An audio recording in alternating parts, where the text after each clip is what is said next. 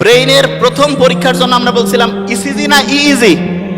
Absolutely easy, ঠিক না? Easy. ব্রেইনের মধ্যে ওয়েভ কয়টা? 5টা। সবচেয়ে ভালো আছে একটা ওয়েভ, যেই ওয়েভটা থাকলে পড়ে পড়া দ্রুত শর্ট টার্ম থেকে লং টার্ম মেমোরি সেন্টারে যাবে এবং পড়াটা সহজে আয়ত্তে আসবে। এই ওয়েভটা ইংরেজির প্রথম বর্ণের নাম কি?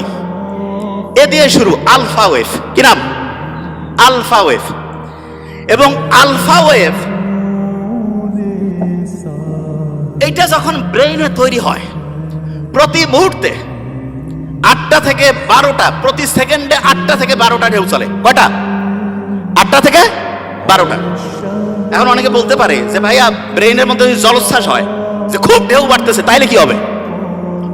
তাহলে যেটা হয় সেটার নাম হচ্ছে গামা ওয়েভ। কি নাম? Gamma wave.